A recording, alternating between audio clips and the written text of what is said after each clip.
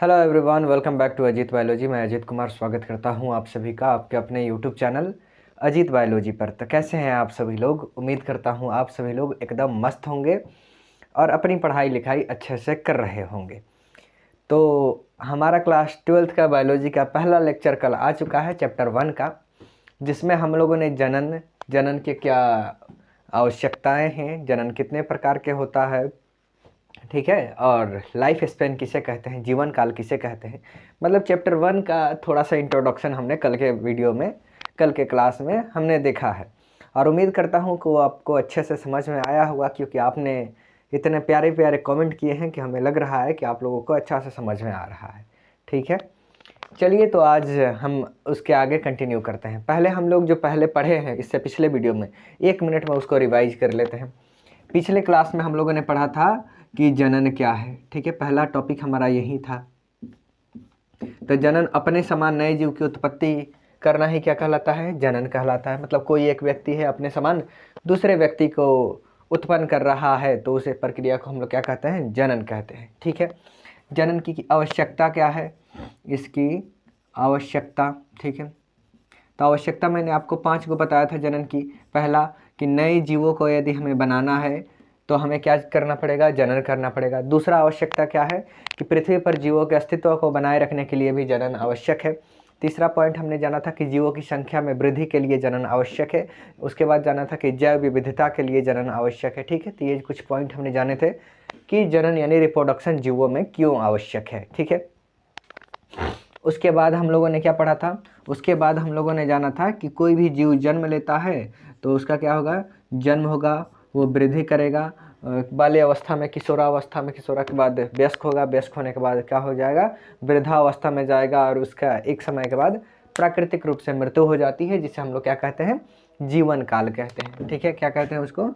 जन्म से लेकर के उसके प्राकृतिक, ठीक है, प्राकृतिक मृत्यु तक के समय काल को हम लोग क्या कहते हैं? जीवन काल कहते हैं। ठीक है, अच्छा, इसका एक और हमने नाम जाना था, क्या नाम था उसे आप लोग कमेंट में बताइए। इंग्लिश में से क्या कहते हैं? लाइफ स्पेन कहते हैं। ठीक है, लाइफ स्पेन कहते हैं। मतलब कोई जीव जन्म लिया और उसकी प्राकृतिक रूप से मृत्यु हो गई तो उसके पूरे समय काल को क्या कहेंगे? जन्म से लेकर मृत्यु तक के समय काल को जीवन काल। इसका दूसरा नाम जीवन काल का क्या होता है? नीचे कमेंट में आप लोग बताइए। उसके बाद क्या है?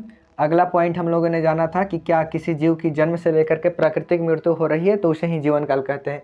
एक्सीडेंट से या किसी बीमारी से मरेगा तो उसे हम लोग जीवन काल नहीं कहते हैं। ठीक है, उसके बाद हम लोगों ने इसमें क्या पढ़ा था कि जो जीवन काल होता है वो किसी भी जीव के शरीर के आकार पर या शरीर के बनावट के आधार पर डिपेंड नहीं करता है। जीवन काल मतलब वो स्वतंत्र है, वो आपके शरीर से रिलेटेड चीज़ें नहीं है। ठीक है, एग्जाम्पल में हम लोगों ने क्या देखा था? एग्जाम्पल में देखा था हम लोगों ने तोता और कौवा का। ठीक है, तोता और कौवा दोनों देखने में कैसे होते हैं? लगभग समान होते हैं, एक ही आकार के होते हैं, लेकिन तोता का जीवन काल कितना होता है? 140 वर्ष होता है और कौवे का मात्र 15 वर्ष। ठीक है, और इसके बाद हम लोगों ने जाना था कुछ महत्वपूर्ण जीवों के जीवन काल। जैसे मनुष्य का जीवन काल कितना होता है? 100 साल, एवरेज उसके 60 से 70 साल होता है। ठीक है, ऐसे कुछ 13-14 को मैंने जीवों के यहाँ पे नाम लिखे थे और उनके जीवन काल बताए थे। तो उम्मीद करता हूँ आपको ये सारी चीज़ें समझ में आई होगी। ठीक है, उसके बाद हम लोगों ने क्या जाना था कि जितने भी जीव जन्म लिए हैं उनका प्राकृतिक रूप से मृत्यु होना तय है, लेकिन एक जीव ऐसा होता है, कौन सा? एक कोशिकीय जीव। कौन सा जीव? एक कोशिकीय जीव। ठीक है, कोशिकीय जीव। ठीक है, ये एक कोशिकीय जीव ऐसे जीव हैं जिनका क्या होता है?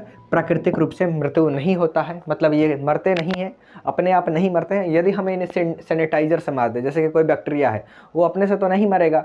एक बैक्टीरिया यहाँ पे है, जैसे ही ये बूढ़ा होगा क्या करेगा? अपने आप को 2 भागों में तोड़ देगा और 2 बैक्टीरिया बना देगा। फिर ये भी क्या करेंगे? 3 बैक्टीरिया बना देंगे। ठीक है, यही चीज़ें हम लोगों ने कल अमीबा पे देखा था कि अमीबा भी क्या है? एक कोशिकीय जीव है, उसकी प्राकृतिक रूप से मृत्यु नहीं होती है, लेकिन इस पर हम लोग सैनिटाइजर मार देते, इस बैक्टीरिया की क्या हो जाएगी? मृत्यु हो जाएगी। ठीक है, तो वो क्या हो रही है?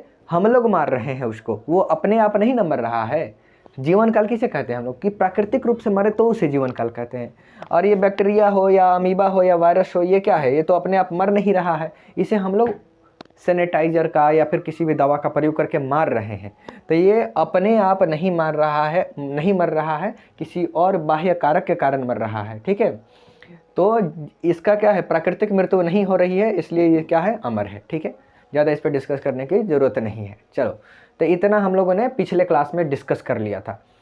तो अब इसके आगे हम लोग जानेंगे कि जनन के कितने प्रकार होते हैं। ठीक है, और उन सब के परिभाषा, और एक एक करके एकदम आराम से डिटेल में हम लोग चीज़ों को समझेंगे। ठीक है, तो जो बच्चे ये चीज़ें पहले पढ़ चुके हैं ऑफलाइन क्लास में और वो ये वीडियो को देख रहे हैं, तो उन लोगों के लिए एक प्लस पॉइंट होने वाला है कि आप क्या कीजिए, अपना जो हम नोट्स आपको क्लास में लिखवाए हैं, समझाए हैं, उसको सामने खोल लीजिए। ठीक है, और उसके बाद वीडियो को ऑन कर लीजिए। जो जो चीज़ें हम पढ़ाएं हमारे यहाँ वीडियो में देखते रहिए, साथ में कॉपी में अपना रिवीजन करते रहिए। आपका इससे फ़ायदा क्या होगा कि हमने आपको पहले पढ़ा रखा है, तो यहाँ डबल समझ में, मतलब फिर से समझ में आ जाएगा। कोई दिक्कत होगा, मतलब कोई चीज़ें मान लीजिए अगर समझ में ना आया हो, तो यहाँ देखिएगा तो समझ में आ जाएगा। आप घर पे अपने आप रिवीजन नहीं करना है बैठ करके, तो वीडियो देख रहे हैं, सामने नोट्स खोल के रखिएगा, तो सारी चीज़ें आपका रिवाइज होते चला जाएगा। ठीक है, तो इससे चीज़ें आपको याद रखने में, याद करने में आसानी होगी। ठीक है, चलिए अब आगे हम लोग कंटिन्यू करते हैं, इसको मिटा लिया जाए, फिर आगे जानते हैं हम लोग जनन के कितने प्रकार होते हैं। ठीक है, ओके, तो अब हम लोग जानेंगे कि जनन यानी कि रिप्रोडक्शन कितने प्रकार के होता है। How many types of reproduction. तो जनन आपके कितने प्रकार के होते हैं, 2 प्रकार के होता है। एक होता है अलैंगिक जनन, जिसे क्या कहते हैं, एसेक्सुअल रिप्रोडक्शन, और दूसरा होता है लैंगिक जनन, जिसे कहते हैं सेक्सुअल रिप्रोडक्शन। ठीक है, तो देखिए जितने संसार में, पृथ्वी पर बहुत प्रकार के जीव पाए जाते हैं। कुछ जीव होते हैं निम्न श्रेणी के जीव होते हैं, कुछ होते हैं उच्च श्रेणी के जीव होते हैं। ठीक है, उच्च श्रेणी के जीव मतलब बड़े जीव जिन्हें हम लोग देख सकते हैं, जैसे मनुष्य हो गया, क्या हो गया, उच्च श्रेणी का ये जीव है। कुछ और जीव होते हैं जैसे कि कोई बैक्टीरिया हो गया, तो वो क्या है, निम्न श्रेणी के जीव है। जैसे कि आपका अमीबा हो गया, तो अमीबा कैसा जीव है, एक कोशिकीय जीव है, निम्न श्रेणी का जीव है। तो जो जीव निम्न श्रेणी के होते हैं उनमें क्या पाया जाता है, अलैंगिक जनन। और जो आपके उच्च श्रेणी के जीव हो गए उन सब में क्या पाया जाता है, लैंगिक जनन। ठीक है, ठीक है भैया, ये तो जान लिया कि हम लोग निम्न श्रेणी में अलैंगिक पाया जाएगा, उच्च श्रेणी में लैंगिक जनन पाया जाएगा। लेकिन ये क्या है, लैंगिक जनन क्या है, अलैंगिक जनन क्या है, इसके विषय में तो पहले कुछ बताइए। तो चलो, पहला हमारा हेडिंग क्या है, लैंगिक जनन, मतलब इसका इंग्लिश क्या होगा, सेक्सुअल रिप्रोडक्शन। सॉरी, पहला है हमारा अलैंगिक जनन। ठीक है, अलैंगिक जनन का इंग्लिश क्या होगा, एसेक्सुअल रिप्रोडक्शन। तो अलैंगिक जनन में देखिए क्या होता है, जब भी जनन, मतलब ये एक क्या है, एक जनन की विधि है, और जनन की वह विधि जिसमें क्या हो, कोई जीव अकेले ही अपने समान दूसरे जीव की उत्पत्ति कर दे। तो जनन की इस विधि को हम लोग क्या कहते हैं, इस विधि को कहते हैं अलैंगिक जनन, एसेक्सुअल रिप्रोडक्शन। क्या लिखेंगे कि जनन की वैसी विधि जिसमें कोई जीव क्या करे, जिसमें कोई जीव अकेले ही अपने समान क्या करे, अपने समान नए जीव की उत्पत्ति कर दे। ठीक है, अकेले ही क्या करे, अकेले ही अपने समान नए जीव की उत्पत्ति कर दे। ठीक है, उत्पत्ति करे, तो जनन की इस विधि को क्या कहते हैं, तो जनन की इस विधि को हम लोग कहते हैं क्या, अलैंगिक जनन। ठीक है, समझ में आया प्यारे बच्चों, अलैंगिक जनन। ठीक है, जनन की इस विधि को अलैंगिक जनन कहते हैं। ठीक है, तो देखो, जनन की वैसी विधि जिसमें क्या हो, कोई जीव अकेले ही अपने समान नई जीव की उत्पत्ति कर दे, तो जनन की इस विधि को हम लोग कहते हैं एसेक्सुअल रिप्रोडक्शन, यानी कि अलैंगिक जनन। अब हम लोग तो देखे हैं कि जब 2 जीव मिलते हैं तभी क्या होता है, तीसरे जीव की उत्पत्ति होती है। इसमें कैसे अकेले जीव मतलब नए जीव की उत्पत्ति कर रहा है, तो देखो मनुष्य में हम लोग कल पढ़े थे कि यहाँ पे हमारा एक जीव था। ठीक है, और यहाँ पे एक और जीव था। ठीक है, ये हमारा क्या था, ये हमारा मेल था यानी कि नर था, और ये हमारी थी फीमेल यानी कि ये थी मादा। ठीक है, यहाँ 2 जीव थे, दोनों क्या कर रहे थे, संलयन कर रहे थे। उसके बाद यहाँ पे एक तीसरे जीव का निर्माण हो रहा था। ठीक है, तो इस प्रकार के जनन को हम लोग क्या कहते हैं, लैंगिक जनन, जिसमें 2 जीव मिलकर के जीवों की उत्पत्ति करे उसे लैंगिक जनन। इसका एग्जाम्पल क्या हो जाएगा, इसका एग्जाम्पल हो जाएगा मनुष्य हो जाएगा। ठीक है, बंदर हो जाएगा, गाय हो जाएगा, ठीक है, ये सभी हो जाएंगे। लेकिन ये दो जीव वाले हैं, हमें क्या जानना है कि वैसा कोई जीव हो जो अकेले अपने समान नए जीव की उत्पत्ति करता हो। तो ऐसा जीव क्या है, कौन है? ऐसा जीव आप लोगों ने नाम सुना होगा अमीबा का, ठीक है, अमीबा का, पैरामीशियम का, ठीक है, पैरामीशियम का। उसके बाद क्या होगा, इसमें अमीबा होगा, पैरामीशियम हो जाएगा, हाइड्रा हो जाएगा, ठीक है, हाइड्रा हो जाएगा। ये सारे जो जीव होते हैं इन सब में कैसा जनन की प्रक्रिया होती है, अलैंगिक जनन। ये सारे जीव नए जीव की उत्पत्ति अकेले कर देते हैं, इनको अपनी फीमेल की ज़रूरत नहीं होती है। ये मेल भी हैं, फीमेल भी हैं, सब यही है, और अकेले ही नए जीव की उत्पत्ति करते हैं। जैसे कैसे होगा इनमें अलैंगिक जनन अकेले, तो देखो उसके लिए इसमें क्या होता है, एक हम लोग यहाँ अमीबा का चित्र बना लेते हैं, ठीक है।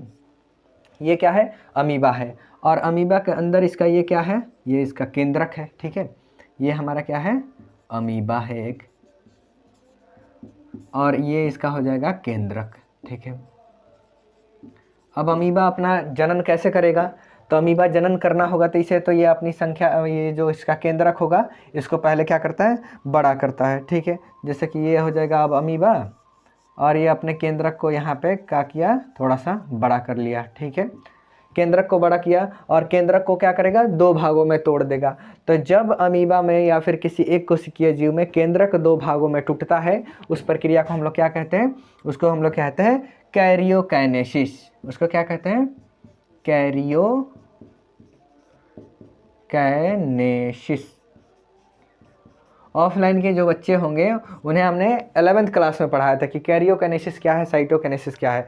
तो अमीबा क्या करता है, इसको जब जनन करना होता है अलैंगिक जनन, तो पहले अपने केंद्रक को क्या करेगा, दो भागों में विभक्त करेगा। केंद्रक दो भागों में विभक्त होगा तो उस प्रक्रिया को हम लोग क्या कहते हैं, कैरियोकाइनेसिस। जब कैरियोकाइनेसिस हो जाएगा, केंद्रक दो भागों में क्या हो जाएगा, विभक्त हो जाएगा, तो अमीबा क्या करेगा, अपना ये जो इसका अंदर ये द्रव भरा होता है उसको हम लोग कहते हैं कोशिका द्रव्य, इंग्लिश में इसको कहा जाता है साइटोप्लाज्म। तब इस साइटोप्लाज्म को दो भागों में तोड़ता है, ठीक है। पहले केंद्रक को दो भागों में तोड़ा था, अब क्या करेगा, साइटोप्लाज्म को भी दो भागों में तोड़ देगा, ठीक है।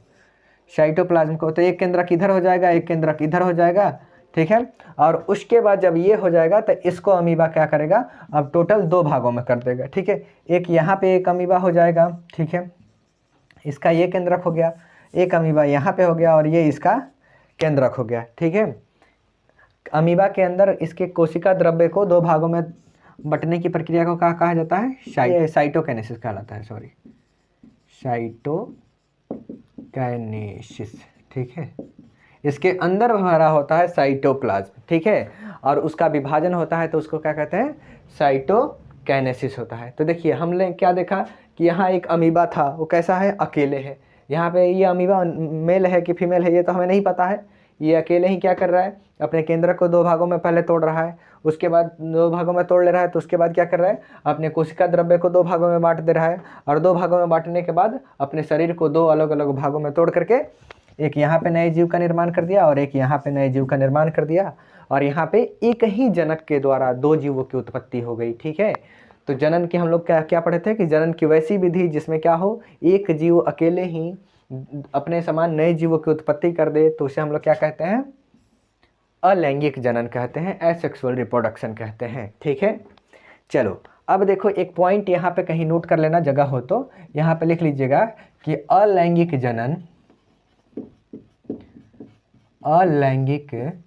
जनन किसमें होता है, तो अभी बताया था आपको कि ये निम्न श्रेणी के जंतुओं में होता है।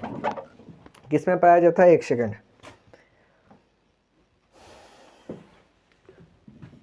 अलैंगिक जनन निम्न श्रेणी के जीवों में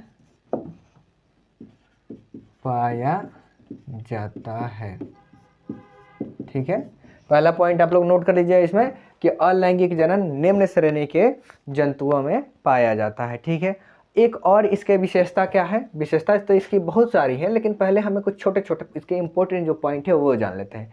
अलैंगिक जनन क्या होता है, निम्न श्रेणी के जंतुओं में पाए जाते हैं। निम्न श्रेणी के जंतु किसे कहते हैं, जो कि क्या हो, एक कोशिकीय हो, जैसे अमीबा, पैरामीशियम, हाइड्रा, ये सभी क्या होते हैं, निम्न श्रेणी के जंतु। अब देखो इसमें जो पाया जाता है, जो अलैंगिक जनन में जीव उत्पन्न होता है वो क्या होता है, वो शारीरिक रूप से, ठीक है, शारीरिक रूप से और आकारिकी रूप से, ठीक है, और आकारिकी रूप से कैसा होता है, बिल्कुल अपने जनक के समान होता है, ठीक है, बिल्कुल अपने जनक के समान होता है, ठीक है, बिल्कुल अपने जनक के समान होता है। तो इसमें आप क्या बताइएगा कि अलैंगिक जनन में जो भी जीव जन्म लेते हैं या फिर जो भी जीव उत्पन्न होते हैं वे शारीरिक रूप से, मतलब देखने में भी, बाहर से देखने में भी और अंदर से इंटरनल रूप में भी क्या होते हैं, आकार के रूप में भी बिल्कुल अपने जनक के समान होते हैं, मतलब बिल्कुल अपने पेरेंट्स के समान होते हैं। मतलब यहाँ पे ये जो दो अमीबा बने हैं ये बिल्कुल अपने इस जनक के समान ही होंगे, ठीक है। और जो जीव शारीरिक रूप से और आकारिकी रूप से अपने जनक के समान होते हैं उन जीवों को क्या कहा जाता है, उन जीवों को कहा जाता है क्लोन, ठीक है, उन जीवों को क्लोन कहा जाता है, ठीक है। तो इसको भी नोट कर लीजिएगा, लिख लीजिए कि जो जीव शारीरिक और आकारिकी रूप से अपने जनक के समान होते हैं उन्हें क्या कहा जाता है, उन्हें क्लोन कहा जाता है, ठीक है। तो ये रहा हमारा अलैंगिक जनन, ठीक है। अब इसको मिटा लेते हैं और उसके बाद जानते हैं कि अलैंगिक जनन के कितने प्रकार होते हैं, ठीक है। अलैंगिक जनन के कितने प्रकार होते हैं, तो अलैंगिक जनन के 6 प्रकार होते हैं, विखंडन, मुकुलन, ठीक है, पुनरुद्भवन, ऐसे कर करके इसके 6 प्रकार हैं। अब इन 6 प्रकारों को जानने से पहले हम लोग क्या कर लेते हैं, अलैंगिक जनन की विशेषताओं के बारे में जान लेते हैं, ठीक है, कि अलैंगिक जनन जो है इसकी क्या प्रमुख विशेषताएं हैं, ठीक है। तो पहला बात तो हमने आपको परिभाषा से ही बताया कि इसमें जो जीव होते हैं वो क्या होते हैं, एक ही जनक के द्वारा उत्पन्न होते हैं। तो इसकी पहली विशेषता हम लोग कह सकते हैं कि इसमें उत्पन्न संतति क्या होता है, एकल जनकीय होता है, मतलब एक ही जीव से उत्पन्न होते हैं। पहला विशेषता हो गया कि इसमें उत्पन्न जीव कैसा होता है, एकल जनकीय होता है, ठीक है। दूसरा विशेषता क्या हो जाएगा कि इसमें क्या होता है, युग्मकों का संलयन नहीं होता है। अब युग्मकों का संलयन क्या है भैया, तो हमने क्या पढ़ा है कि लैंगिक जनन में जब नए जीवों की उत्पत्ति होती है तो उसमें क्या होता है, युग्मकों का संलयन होता है। कैसे होता है संलयन, तो हमने क्या जाना है कि जो इसमें आपका होता है नर, ठीक है, यानी कि जो मेल होता है उसमें किस चीज़ का निर्माण होता है, नर युग्मक का निर्माण होता है, ठीक है, युग्मक का। और मादा में क्या होता है, मादा युग्मक का निर्माण होता है, ठीक है। और जब नर युग्मक को क्या कहा जाता है, नर युग्मक को कहा जाता है शुक्राणु, ठीक है, शुक्राणु कहा जाता है। और मादा युग्मक को क्या कहा जाता है, अंडाणु कहा जाता है, ठीक है, अंडाणु कहा जाता है। अब ये नर में क्या है, नर युग्मक है, मादा में मादा युग्मक है, शुक्राणु है, अंडाणु है। इन दोनों का फिर क्या होता है, संलयन होता है, मतलब दोनों मिलते हैं। उसके बाद क्या होता है, नए जीवों की उत्पत्ति होती है निषेचन की क्रिया के बाद। ये सभी हम लोग डिटेल में लैंगिक जनन में पढ़ेंगे। तो लैंगिक जनन में क्या होता है, नए जीवों को बनाने के लिए क्या होता है, इन युग्मकों के, नर युग्मक और मादा युग्मक का संलयन कराया जाता है, तब नया जीव बनता है। और अलैंगिक जनन में क्या होता है, इसमें युग्मकों का संलयन नहीं होता है, मतलब बिना ये नर युग्मक मादा युग्मक ये सब की जरूरत नहीं है, वो अपने आप ही क्या करेगा, नए जीवों की उत्पत्ति कर देगा। हमने देखा था ना यहाँ पे अमीबा ऐसे था ऐसे था अमीबा, यहाँ केंद्रक था, इसका केंद्रक को इसमें क्या किया, जब वृद्धि किया तो केंद्रक को थोड़ा सा बड़ा कर दिया और उसके बाद केंद्रक को 2 भागों में तोड़ करके एक अलग अमीबा और यहाँ एक अलग अमीबा का निर्माण कर दिया, ठीक है। तो इसमें कहीं युग्मकों का निर्माण हुआ, कहीं ये थोड़ी ना था कि ये अमीबा का नर युग्मक है, ये अमीबा का मादा युग्मक है, ऐसा चीज़ें तो हमने नहीं देखा। लेकिन यहाँ देख रहे हैं कि ये नर युग्मक है, ये मादा युग्मक है। तो देखो लैंगिक जनन की विशेषता क्या होगी कि इसमें युग्मकों का संलयन होता है। और हम लोग अभी पढ़ रहे हैं अलैंगिक जनन, तो इसमें हम लोग क्या जानेंगे कि इसमें युग्मकों का संलयन नहीं होता है, मतलब नर और मादा युग्मक नहीं मिलते हैं, बिना नर और मादा युग्मक के ही नए जीव की उत्पत्ति हो जाती है, ठीक है। चलो अगला पॉइंट जानते हैं कि यह जनन की क्या है, यह जनन की तीव्र विधि है। मतलब यह इसमें जो लैंगिक जनन की जो अलैंगिक जनन की प्रक्रिया है, यह क्या होता है, बहुत ही कम समय में जीवों की उत्पत्ति हो जाती है। और लैंगिक जनन में क्या होता है, उसमें बहुत लंबा समय लगता है। जैसे मनुष्य हो गया, तो मनुष्य में जनन की प्रक्रिया पूर्ण होने में, मतलब एक जीव को जन्म लेने में कितना समय लग जाता है, 9 महीने का समय लग जाता है, 9 मंथ लग जाता है। और अलैंगिक जनन में क्या है, अमीबा का जीवन काल बहुत कम होता है। तो ये मान के चलिए 102 दिन में अपने जैसे नए जीवों की उत्पत्ति कर देगा। कोई बैक्टीरिया होगा या फिर कोई वायरस होगा, कुछ मिनट में ही अपने जैसे क्या करता है, नए जीव की उत्पत्ति कर देता है। तो हम लोग कह सकते हैं कि लैंगिक जनन में क्या है, लैंगिक जनन जनन की सबसे तीव्र विधि है। जैसे कि प्लाज्मोडियम है, प्लाज्मोडियम क्या करता है, बहुत ही कम समय में अपने जैसे बहुत सारे प्लाज्मोडियम का निर्माण कर देता है, ठीक है। तो यह जनन की मतलब इसमें जनन करने में ज़्यादा समय नहीं लगता है, इसलिए हम लोग क्या कहते हैं, यह जनन की सबसे तीव्र विधि है, ठीक है। उसके बाद लास्ट एक पॉइंट इसमें हम लोग लिखेंगे कि इस विधि द्वारा उत्पन्न संतति क्या होता है, आकार में, रचना में तथा अन्य लक्षणों में अपने जनक के क्या होता है, समान होता है। हमने बताया था आपको कि अलैंगिक जनन में जो जीव उत्पन्न होता है उसे क्या कहते हैं, क्लोन कहते हैं। क्यों कहते हैं क्लोन, क्योंकि आकार के रूप से और शारीरिक रूप से अपने जनक के समान होता है। तो विशेषता में भी हम लोग लिख सकते हैं ना कि इसमें उत्पन्न संतति आकार, रचना तथा अन्य लक्षणों में अपने जनक के समान होता है। तो आपसे पूछा जाएगा कि अलैंगिक जनन की विशेषताएं बताइए, तो लिखिएगा अलैंगिक जनन की निम्नलिखित विशेषताएं हैं और 1 2 3 4 करके ऐसे पॉइंट बना करके लिख दीजिएगा कि यह एकल जनकीय होता है, इसमें युग्मकों का संलयन नहीं होता है, यह जनन की तीव्र विधि है और इसमें उत्पन्न संतति आकार की, रचना तथा अन्य लक्षणों के आधार पर अपने जनक के समान होता है, ठीक है। तो ये रहे हमारे अलैंगिक जनन की प्रमुख विशेषताएं। अब अगला हेडिंग क्या आता है कि अलैंगिक जनन कितने प्रकार के होता है, ठीक है। तो चलो लिखो यहाँ पे अलैंगिक जनन के प्रकार, हेडिंग डालिए अलैंगिक